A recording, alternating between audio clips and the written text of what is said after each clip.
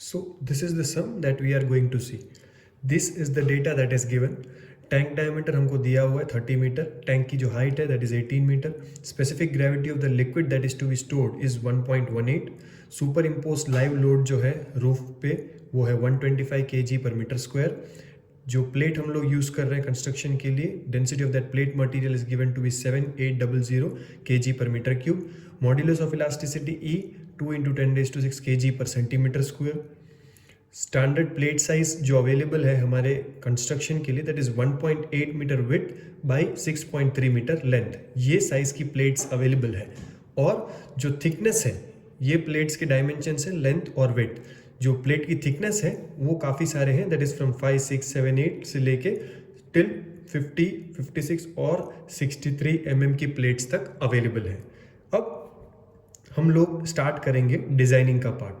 The first and foremost that we are going to see is the designing of the shell. जो shell है उसको हम लोग design करेंगे।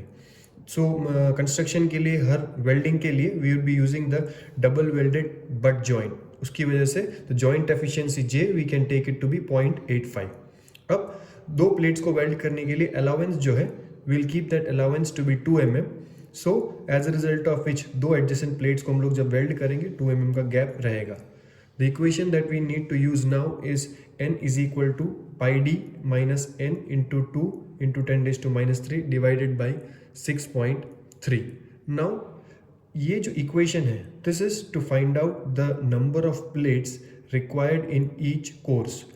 हर कोर्स के अंदर कितने प्लेट्स हम लोग यूज करने वाले हैं उसे फाइंड आउट करने की इक्वेशन है। If you can just try to understand this equation, pi D is the circumference, जो पूरा सर्कमफ्रेंस है उसको आप लोग डिवाइड कर देंगे आपकी जो स्टैंडर्ड प्लेट है उसकी लेंथ से। So plate total circumference divided by the length of the plate will give us the number of plates required, और इसके अंदर से हम लोग सब्ट्रैक्ट कर देंगे जितना अलाउंस हम लोगों को वेल्डिंग के लिए चाहिए। सो based on this calculation we get the number of plates required in each course to be 14.955 which is approximately equal to 15 plates। So we can say that the number of plates required in one course is 15। उसी तरह से we will now calculate the number of shell courses required, जो आपका tank है उसमें कितने shell के courses रहेंगे। So that would be the horizontal calculation.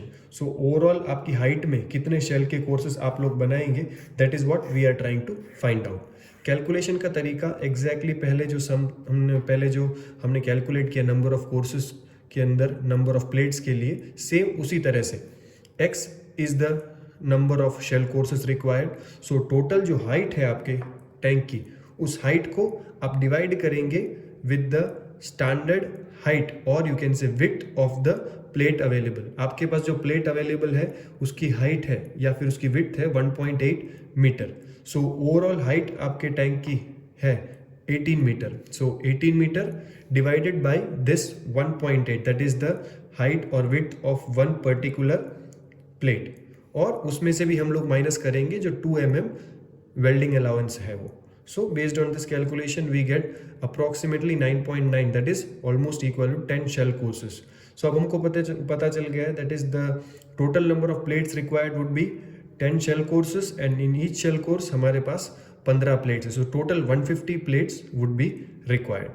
Now it is given that the tank that we are designing is a class A tank। So class A tank के लिए pressure acting on the bottom most shell course, सबसे नीचे जो shell course है उसमें जो pressure act करेगा that is given by this equation P is equal to rho into H minus 0.3 into 10⁻²। So rho is the specific gravity into water density. I think almost all of you know हमें यहाँ पे specific gravity दी हुई है और liquid के लिए specific gravity को water की डेंसिटी से मल्टीप्लाई करेंगे। So we get the density of the liquid. So that rho is found out to be 0.00118 kg per centimeter cube। Unit consistency is very required। तो as a student जब भी आप calculate करें if possible at some places I have mention but you can keep it a practice के जहाँ पे भी possible हो आप लोग इक्वेशंस के अंदर यूनिट्स को डेफिनेटली मेंशन कीजिए। Even when you are substituting the values, यहाँ पे भी अगर आप लोग यूनिट्स मेंशन कर सके it will avoid any calculative errors. ठीक है। So now 0.00118 kg per centimeter cube is the density। Substituting this value in P we find out that P is equal to 2.09 kg force per centimeter square. इतना pressure आपके tank के सबसे नीचे वाले course पे लगता है. That is what this means. Now thickness of shell plate in the bottom most course or the first course, नीचे से जो सबसे पहला शेल का कोर्स है उसमें हमें थिकनेस कितनी लेनी है, उसके लिए इक्वेशन है thickness T is equal to P D upon 2FJ into 10⁻3. ये सारे टर्म्स आप फेमिलियर हैं. P is the pressure, D is the diameter, 2 is value, F is the maximum allowable stress, J is the joint efficiency. और corrosion allowance is given to ensure that corrosion की वजह से थोड़ा material जो thickness है वो कम हो जाए, so still it can ensure that the vessel doesn't rupture. So substituting all these values सब दिए हुए, F की value 980 it is given, J joint efficiency we have discussed 2.09 हमने रिसेंटली जस्ट पिछले इक्वेशन से फाइंड किया. 10⁻3 is a multiplying factor to convert the things into mm. Corrosion allowance हमने लिया 1.5 mm. Thickness is coming out to be 39.13 that is approximately equal to 40 mm. इसका मतलब है जो हमारा टैंक है उसमें सबसे नीचे हम लोग जो शेल कोर्स रखेंगे उसके अंदर जो प्लेट्स रखेंगे उस प्लेट्स की थिकनेस होनी चाहिए 40 mm. Okay, as a matter of fact आप सबको पता होगा that the pressure at the bottom of the equipment और any particular tower would be maximum, and जैसे जैसे आप ऊपर जाएंगे उस तरह से धीरे धीरे प्रेशर जो है रिड्यूस होते जाएगा. सो हम लोग यहाँ पे ये जो प्रेशर फाइंड कर रहे हैं ये T इज इक्वल टू 40 का मतलब है आप नीचे अगर 40 mm यूज़ कर सकते हैं, उसका मतलब ऊपर जहाँ तक जिस तरह भी चाहें आप 40 यूज़ कर सकते हैं.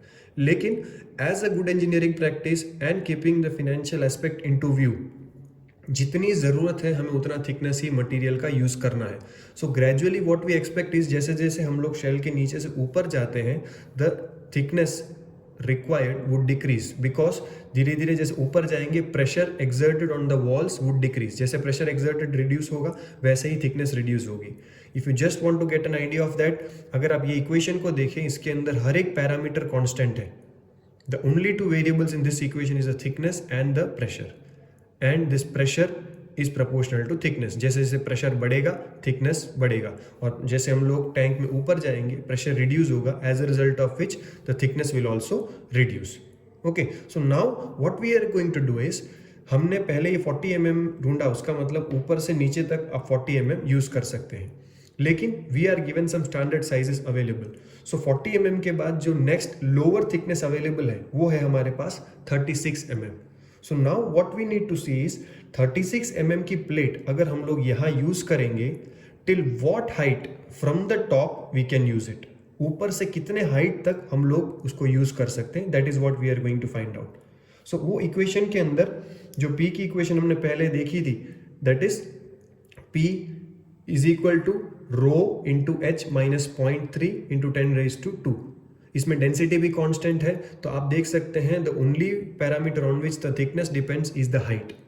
सो हम वो इक्वेशन को यहाँ सब्सटीट्यूट करेंगे. थिकनेस की वैल्यू हम लोग एज्यूम करेंगे 36 mm. 36 mm की प्लेट कहाँ तक यूज कर सकते हो देखने के लिए P value is there, H we have to keep as unknown because हमको हाइट फाइंड करनी है. Rest all the parameters we substitute and based on this what we get is H is equal to 16.54. इसका मतलब है ऊपर से लेके 16.54 metre तक मैं 36 mm की प्लेट यूज कर सकता हूं. This very important to understand. Okay, उसी तरह से जैसे 36 के बाद जो नेक्स्ट स्टैंडर्ड साइज अवेलेबल है प्लेट की दैट इज 32 को मैं इसी इक्वेशन में सब्सटीट्यूट करके I find out the height, it comes out to be 14.65. 32 के बाद 28 के बाद 25, 20, 18, 16 I keep on moving and gradually I keep on getting different heights till which I can use that particular thickness. यहाँ पे slight confusion हो सकता है, so I have tried to make the calculation as well as understanding easy for you guys. अब एक जो shell course है उसकी height कितनी है? We have found out that the thickness or you can say the width of the plate is 1.802. Okay, so ये जितनी भी हाइट आई है if we divide this by 1.802 हमें पता चल जाएगा वो कौन सा शेल कोर्स है. So dividing all these values by 1.802 we get some fractions here. Now if I just explain what does this 1.86 mean to you, उसका स्पेसिफिकली अगर मतलब मैं आपको समझाऊं, इट मीन्स ऊपर से लेके 1.86 शेल कोर्स तक, या फिर ऊपर से लेके 3.36 मीटर तक, या फिर 1.86 शेल कोर्स तक मैं 8 mm की प्लेट यूज कर सकता हूं. So 1.86 shell course can not be used, either it can be एक शेल कोर्स है या फिर सपोज 2 शेल कोर्स है. That is the reason why I have rounded all these values to the lower value. 1 point something है तो मैंने उसको 1 पे राउंड ऑफ कर दिया. 2.3 है या 2.9 है, स्टिल मैंने उसको 2 कर दिया. क्यों? उसका रीजन सिर्फ इतना है कि इसको मैं 1 में यूज कर सकता हूं, लेकिन सेकेंड शेल कोर्स में उसको यूज नहीं कर सकता. Okay, so based on that I have rounded it off all to the lower value. 1 point anything is 1, 2.3 हो या 2.9 हो, इट्स ऑलवेज 2, 3.4 हो या 3.9 हो तो इट्स ऑलवेज 3. इसके बेस पे हमें कैसे डिसाइड करना है कौन से कोर्स में कितनी थिकनेस हम लोग यूज करेंगे. अब फर्स्ट कोर्स के लिए it is simply directly 8 mm की जो प्लेट है वही हम लोग यूज कर देंगे. टॉप मोस्ट कोर्स है और हमने कैलकुलेट किया था देयर विल बी 10 कोर्सेस. उसके बाद जो 9th कोर्स है उसके लिए हमारे पास 2 ऑप्शन है. हम लोग 10 mm थिकनेस प्लेट यूज कर सकते हैं एज वेल एज 12 mm की थिकनेस की प्लेट यूज कर सकते हैं. When we are having 2 options, दोनों सेफ्टी पॉइंट ऑफ व्यू अगर दोनों एलिजिबल हो तो we would always go for the lower thickness. क्यों? ताकि मटेरियल जितना यूज हो रहा है वो रिलेटिवली कम हो. So for the 9th course we would go for 10 mm thickness. उसी तरह से 8th कोर्स के लिए भी कंफ्यूजन है, 3.43, 3.95. तो यहाँ पे 14 mm की प्लेट भी यूज कर सकते हैं, 16 mm की प्लेट भी यूज कर सकते हैं, but we would go for the 14 mm. So 8 course 14 mm.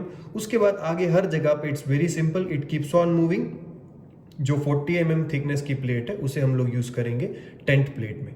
This table has to be clear to you. Sometimes in the exam they ask you only till this portion, design the shell for a storage tank and find out the number of shell courses and the number of plates in each course. तो आपको यहाँ तक करना है.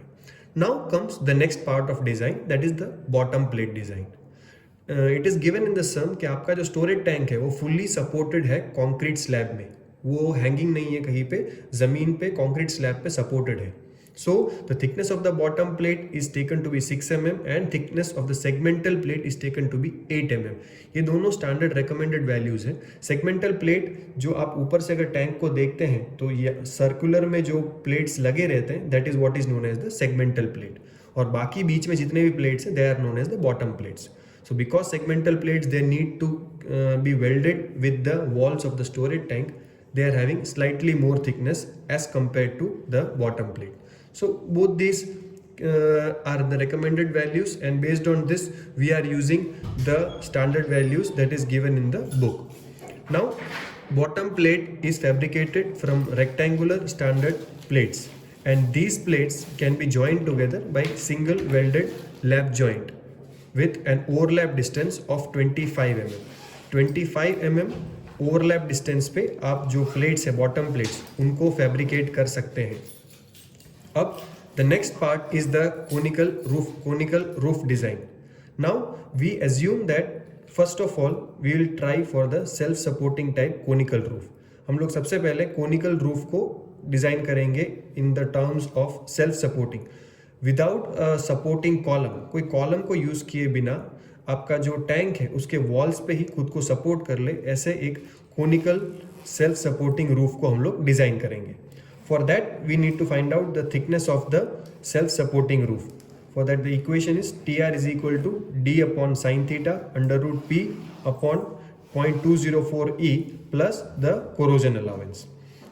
Now the equation to find out P is Tr rho m G by Gc plus 125. When we find out the thickness always depends on the pressure or the load that is acting.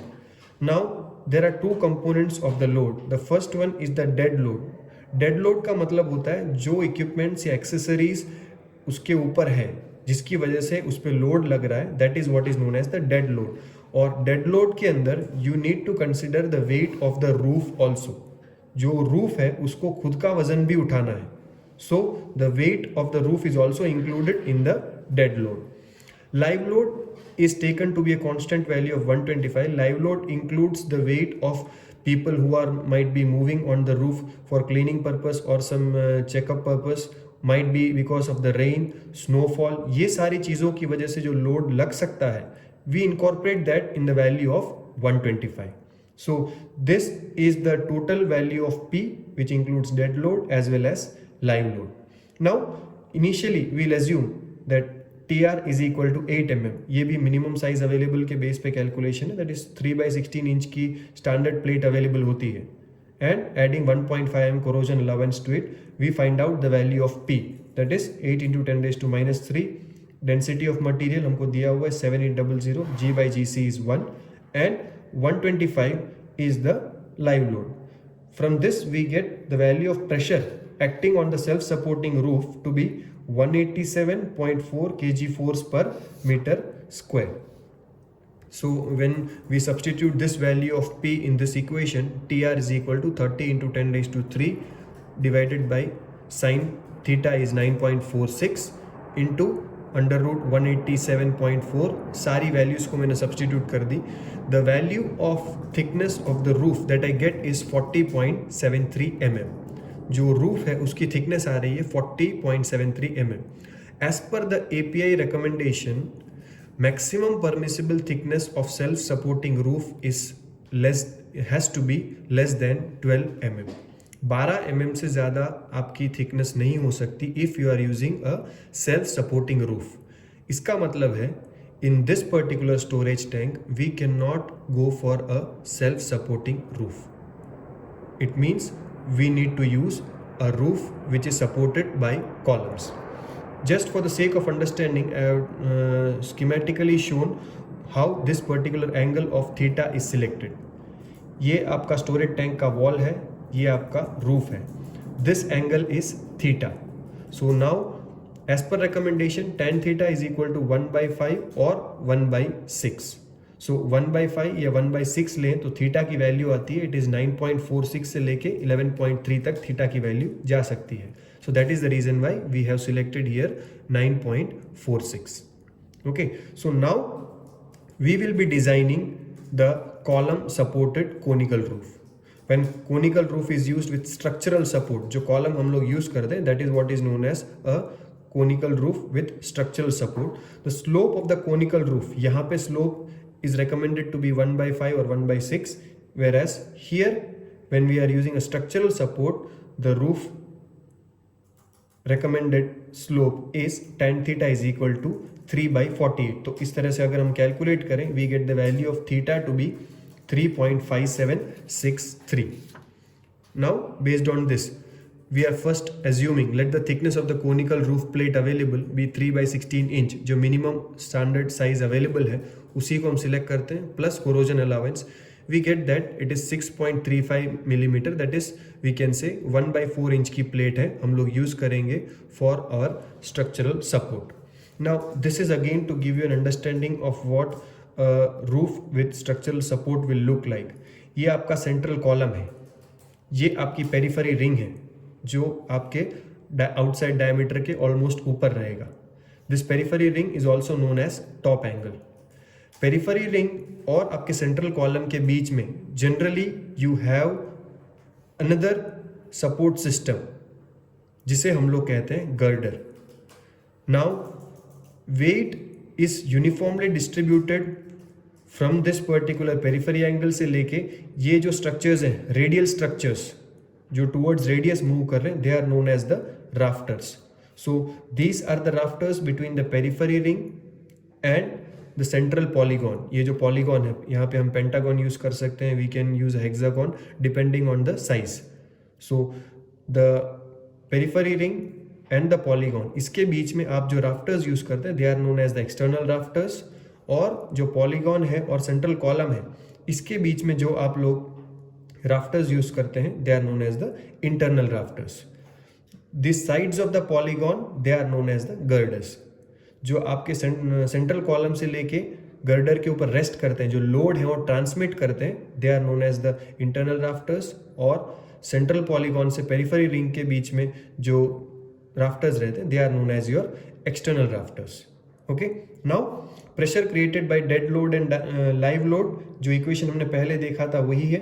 Thickness is there, density is there and the same calculations. Okay, so now it is 174.53 is the pressure created by the dead load and live load.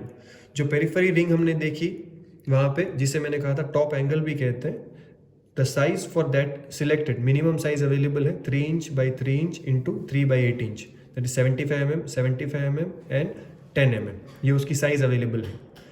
Now maximum rafter spacing on the periphery ring, outer periphery ring पे जो आप rafters रखते हैं उसके बीच में maximum कितना distance रहता है, कितना रख सकते हैं आप. The calculation for that is L is equal to T under root 2F upon P. Okay, यहाँ पे T आपके रूफ प्लेट की थिकनेस है और P is the pressure created by dead and the live load. ये दोनों values को जब हम सब्स्टिट्यूट करेंगे what we get is L is equal to 2.128. दो राफ्टर्स के बीच में distance is found out to be 2.128. But as per the recommendations of API, the maximum distance between two rafters has to be 1.915 meter, that is 2 pi feet कहते हैं इसे. 1.915 metre तक distance रख सकते हैं. So here it was 2.128. So इतना distance नहीं रख पाएंगे, we can keep just this much distance. So अगर हम लोग ये डिस्टेंस रखेंगे तो हमें कितने राफ्टर्स की ज़रूरत पड़ेगी, वी कैन डायरेक्टली कैलकुलेट, जैसे हमने पहले कैलकुलेट किया, circumference divided by this distance. So n minimum is equal to pi D upon L. n minimum is equal to diameter आपको पता है, L हमने यहाँ से सिलेक्ट किया, it is 49.215. Now if we are using a pentagon in the central polygon, उस case में the number of rafters has to be a multiple of number of sides of the polygon. Pentagon में 5 sides होते हैं, सो यहाँ पे number of rafters जो हम use करेंगे वो 5 का एक मल्टीपल होना चाहिए. Therefore n is equal to actual number of rafters in between the periphery ring and pentagon is equal to 15. इसका मतलब ये जो एक्सटर्नल राफ्टर्स हैं पेरिफेरी रिंग और पेंटागन, इन दोनों के बीच में हम लोग यूज़ करेंगे टोटल 50 राफ्टर्स. तो जो ये जो राफ्टर्स हैं ऐसे 50 राफ्टर्स यूज़ करेंगे और इनके बीच में जो डिस्टेंस है that will be 1.915. Okay, now हमको कैलकुलेशन में मिला था 49.215 and we slightly increased it to 50. So again we will find out अब डिस्टेंस कितना आ रहा है. So you will be using that same equation once again. So this time it will be L dash is equal to pi D upon N. L dash is equal to 1.88. So ये हमारे recommendation के with in limit है. 1.915 maximum रख सकते थे, but here it is coming out to be 1.88. So that is permissible. Now let R be the radius of the circle circumscribing the pentagon. Circumscribing the pentagon का मतलब है अगर ये pentagon को हम लोग हर एक साइड्स को टच करता हुआ एक सर्कल ड्रॉ कर दें तो वो सर्कल का जो रेडियस होगा वो कितना होगा. So obviously if you can see from this figure, total जो है हमारा यहाँ से यहाँ तक का distance, if this is known as the total radius, so ये जो चीज़ है it would be half of that particular radius, मतलब आपके टोटल डायमीटर का 1/4. So I hope this is clear to you. Total जो आपका डायमीटर है स्टोरेज टैंक का दैट इज 30, उसको डिवाइड कर दीजिए आप 4 से, so that will come out to be 7.5. So this distance is 7.5. So ये 7.5, ये 7.5, so this is the 15 total आपके स्टोरेज टैंक का रेडियस, और उसको डबल कर दीजिए, 30 is the diameter. Now length of the girder, जो पॉलीगॉन हम लोगों ने सिलेक्ट किया हुआ है उसके साइड को हम लोग गर्डर कहेंगे. What is the length of this particular girder? So for the equation for that is L is equal to 2R sin 360 upon 2N. I have tried to show you कि equation कहाँ से आया है. If you can सी, ये pentagon है, इसके अंदर मैंने 2 साइड्स को कनेक्ट करता हुआ सेंटर से एक ट्राइंगल बना दिया, and if this particular angle is taken to be theta, ये मेरा रेडियस है, and this particular side would be half of this length, L/2. So I can simply say sin theta is equal to L/2 upon R. So if I want to find L, I can say L is equal to 2R sin theta. और theta क्या है? 360 divided by 2 upon n. वो भी आप लोग easily देख सकते हैं, जितने साइड्स होंगे उसका double, that is 2n sides of polygon. That is very much clear from this particular figure. Okay, substituting all these values, I get the length of the girder to be 8.82 meter. जो मेरी girder है उसकी length आएगी 8.82 meter. Now rafter spacing on girder, जो girder रखा है मैंने उसके ऊपर जो राफ्टर्स में रखने वाला हूँ उसके बीच में स्पेस कितनी होगी. So it has to be uniform. So that value I denote by x. X is equal to L divided by n upon n, where this small n is the number of rafters और बड़ा n जो है that is the sides of polygon. Pentagon के लिए 5 आएगा. So 8.82 divided by 50 by 5. This value is coming out to be 0.882 meter or 2.9 feet. Again, as per API recommendation, maximum rafter spacing girder के ऊपर जो है it is 5.5 feet maximum है और यहाँ पे 2.9, सो that is permissible. Now minimum number of rafters required between pentagon and the central column. अब हम लोग बात कर रहे हैं पेंटागन और सेंट्रल कॉलम के बीच के राफ्टर्स की, that is the internal rafter. Okay, again now n minimum dash, n dash minimum is equal to nl upon l. n number of sides of polygon 5, L is the length of rafter 8.82 and ये जो distance है 1.915 हमने देखा था पहले, that is the minimum distance recommended between two rafters by API. So that is 23.05. Again, because it's a pentagon, ये जो value है we'll take it to be a multiple of 5. So instead of 23, we'll select to be 25, as the number of rafters should be a multiple of the number of sides of the polygon, that is pentagon. Now here the calculation part is almost over. अब हमने जो calculate करके जो members find किए हैं उसके लिए structural members को हमें सिलेक्ट करना है.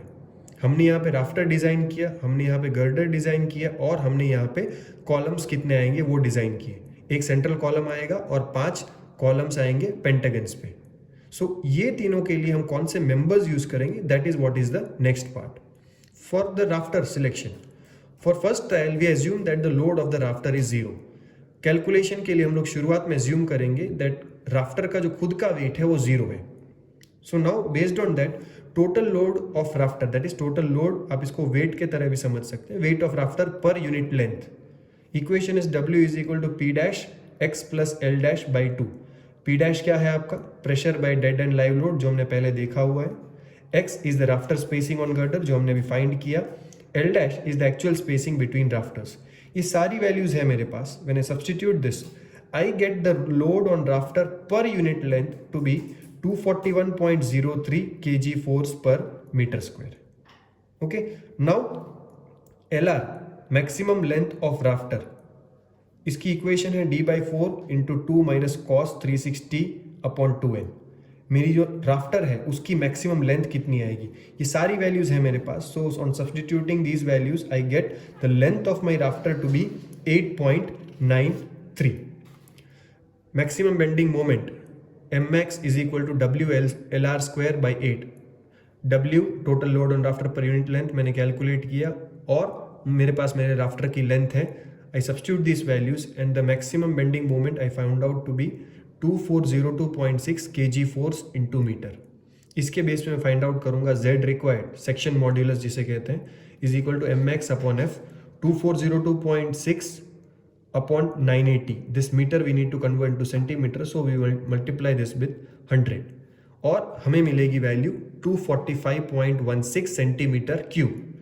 Again an important multiplying factor, अगर आप इस वैल्यू को डिवाइड कर देंगे 16.38 से, we get this value in inch cube, that is 245.16 centimeter cube divided by 16.38. आप याद रख सकते हैं वैल्यू को, so that you can easily convert centimeter cube into inch cube. Now we need to go for appendix for C channels to select a member for this particular rafter. यहाँ पे हमने जो वैल्यू फाइंड आउट की है वो है Z.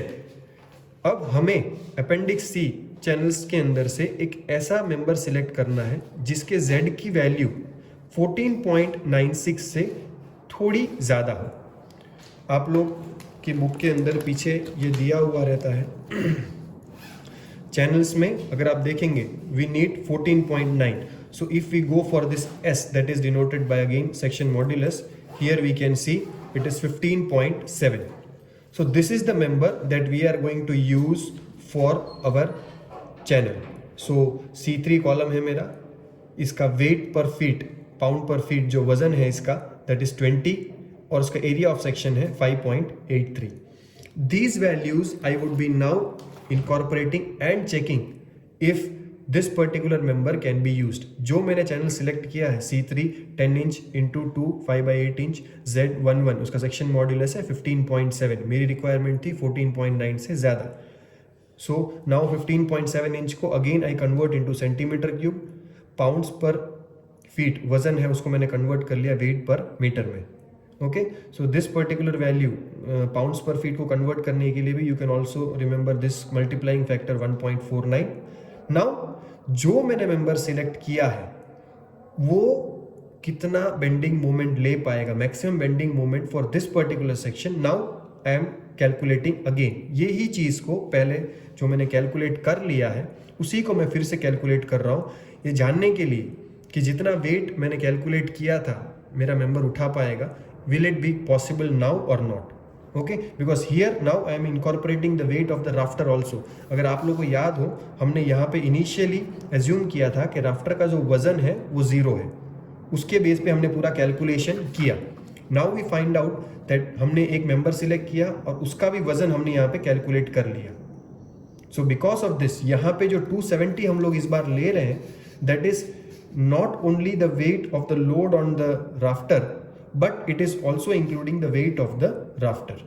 जो 241.03 हमने यहाँ पे लिया था, okay, that is just because of the dead load और live load का वजन यहाँ पे incorporate किया था. इसके साथ 241.03 के साथ now I am also adding 29.82 that is the load of my rafter. Rafter का भी वजन इसके अंदर इंक्लूड करके what is the bending moment, it is coming out to be 2699. अगर आप पहले देखें इट वाज 2402. राफ्टर का वजन भी इंक्लूड करने के बाद नाउ इट इज 2699. इसके बेस पे अगेन आई एम फाइंडिंग और section modulus 275.5 centimetre cube. Now if we see जो हमने मेंबर सिलेक्ट किया है उसका है सेक्शन मॉड्यूलस 257.3 और रिक्वायर्ड इज 275.5. सो जितना मेरा सेक्शन मॉड्यूलस है उससे ज़्यादा रिक्वायर्ड है. It means that the selected member cannot be used as a rafter. ये जो member हमने यहाँ पे select किया था उसे हम लोग as a rafter select नहीं कर सकते. So now what we need to do is we would go now for the slightly higher modulus section modulus rafter and we would be selecting another one that is C3 10 inch into 2/5 inch और इसका होगा 18.1. So now if you can see from here यहाँ पे हमने 15.7 select किया था but now we would go for a slightly higher one that is उसके ऊपर ही है 18.1. okay, we would do the entire calculation again. जो हमने पहले कैलकुलेशन किया we would be doing all those calculations again.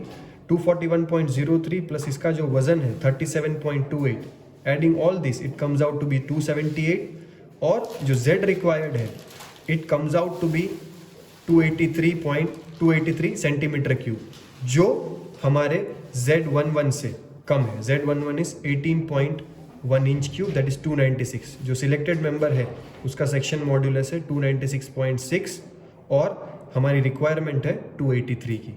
It means I can use this particular member as a rafter. Okay, calculation बहुत complicated नहीं है लेकिन iteration है. एक बार आपको ट्रायल से एक मेंबर सिलेक्ट करना है, might be if it works out it's okay, otherwise आपको सेम सेट ऑफ कैलकुलेशंस दूसरी बार करना है. Just repeating what we have actually done. पहले वेट ऑफ राफ्टर 0 कंसिडर कीजिए, you find out a member, based on that आप दूसरी बार एक मेंबर सिलेक्ट करने के बाद उसके अंदर राफ्टर को उसका वजन ऐड कीजिए और दूसरी बार यही सारे कैलकुलेशंस कीजिए एंड चेक कि जो आपने मेंबर सिलेक्ट किया था वो आप एक्चुअली यूज कर पाएंगे या नहीं. Okay, the same procedure we are going to follow for this girder also. Okay, for first trial assume that the weight of the girder is 0. okay, that same manner total weight of girder per unit length that is NR W LR upon 2L. Okay, W क्या है, weight of rafters पर unit length. जो girders हैं उसके ऊपर rafters रखे हुए हैं, सो राफ्टर्स का जो वजन है वो गर्डर पे आ रहा है. So that is the reason why here we are considering the weight of rafter and the length of rafter. Okay. Now NR is equal to N plus N dash upon N. ये N external rafters 50 N dash internal rafters 25 divided by 5, मतलब एक एक polygon पे कितने rafters आने वाले, that is what it is. Okay 15। सो एक एक गर्डर पे आपके 15 राफ्टर्स आने वाले, इंक्लूडिंग द एक्सटर्नल राफ्टर और जो अंदर के राफ्टर है दोनों को मिला के। We calculate this value of WG 2113.3 kg force per metre. Bending moment induced in girder, same equation हम लोग फाइंड आउट करते हैं, it is 2554.7 kg force into metre. Z required उसके बेस पे कैलकुलेट किया, it is coming 128 inch cube. Now girder it will be selected from I beams. Okay, अब हम लोग आई बीम सिलेक्ट करेंगे और हमें देखना है फिर से again Z required only. So 128 inch cube is my requirement. तो अगर मैं Z की कैटेगरी में देखूं, here it is denoted by S, 128 से ऊपर, so when I come here it is 126, that is not permissible, तो मुझे 150 वाला लेना पड़ेगा। So that is 20 inch I beam and these are the parameters. Weight pound per feet जो वजन है मेरे गर्डर का, it is 85 and area of section A is 24.80। This are the parameters of the member which I am selecting. I beam 20 inch और 150.2 inch cube है इसका Z। Wait पर feet जो 85 था उसको मैंने कन्वर्ट किया kg पर मीटर में। एक्चुअल वेट ऑफ गर्डर अब 2113, यहाँ पे हमने जो 2113 वैल्यू ली थी वेट ऑफ गर्डर 2113, इसके साथ मैं ऐड कर दूंगा ये value 126। So now based on this I will again calculate the weight of my total girder, and based on that I will also find out Mmax bending moment is equal to WG L square R by 8, and this time I am getting this value Mmax आ रही है 21787.3, Z required is coming to be 222.3.2 centimeter cube. Now I can see that जो required value है that is 135.72, ये centimeter cube को inch cube में convert करो, it is 135.72 is less than what is available।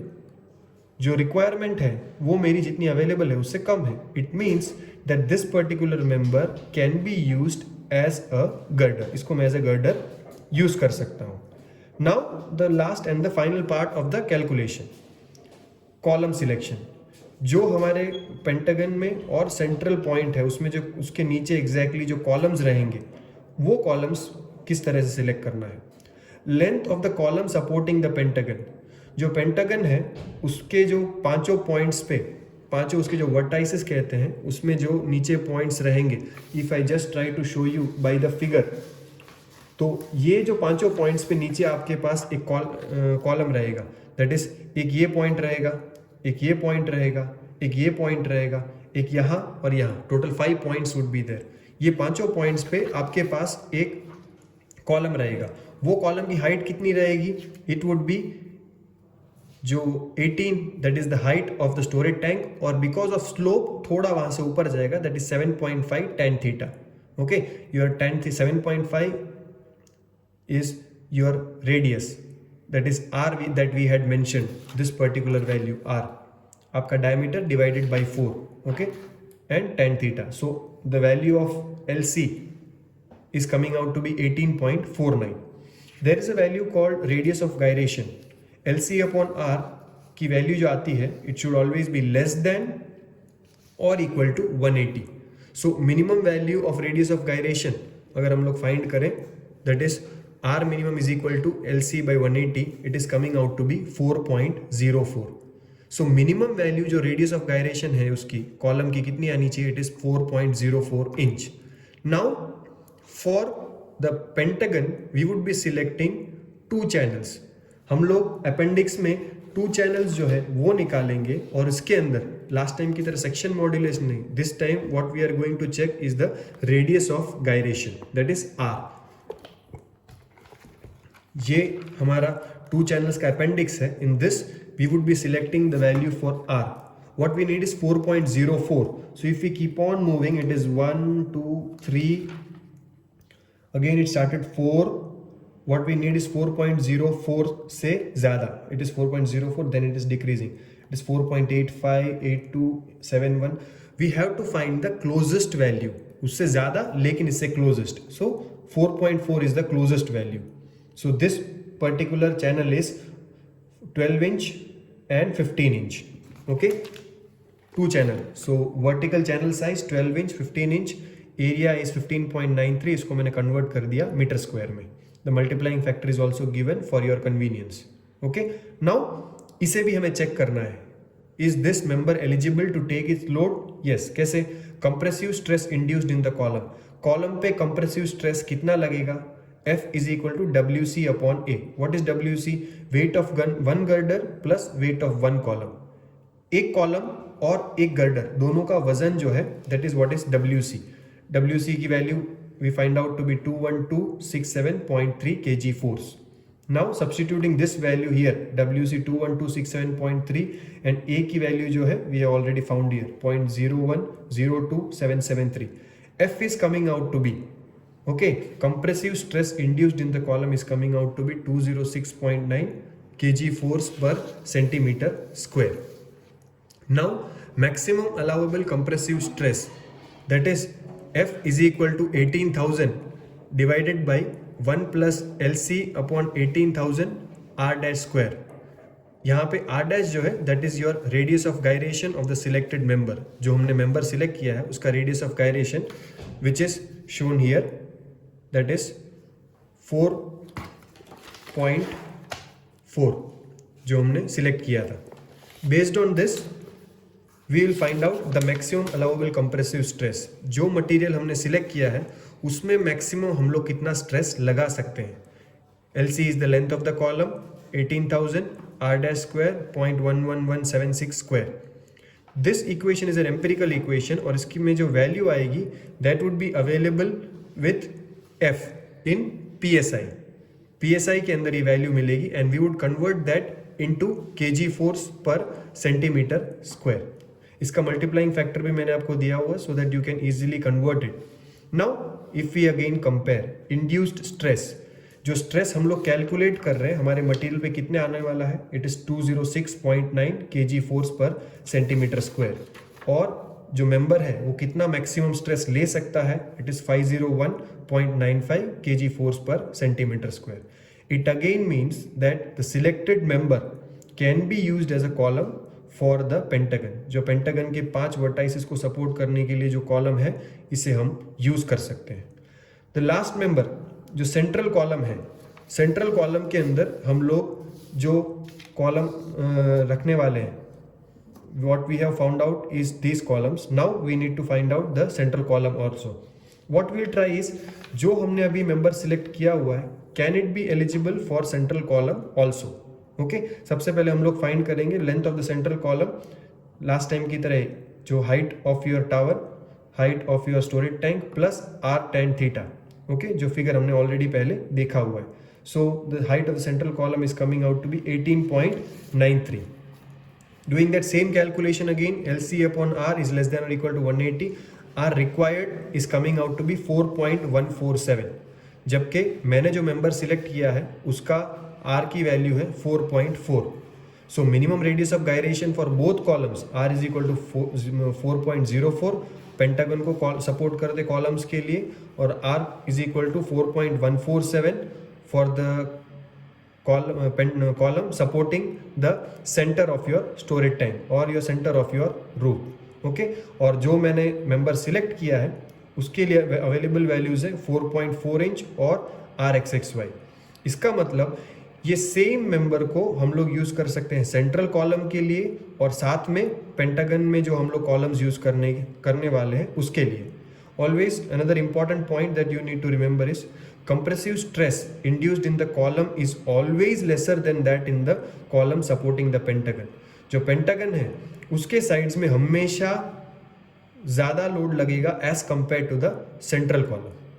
Okay, so this is what is the entire calculation of our storage tank. So I think this will make the concept of storage tank, its design, starting from the design of the shell cores to the design of the bottom. Then we design the roof, starting from the self-supporting roof. We gradually moved on to column supported roof, and column supported roof we found out the rafters, we found out the girders, and finally We selected from the appendix different members which can be used for this rafter, girder as well as the central column. So I hope the concept of design of storage tank is clear to you all guys. Thank you very much.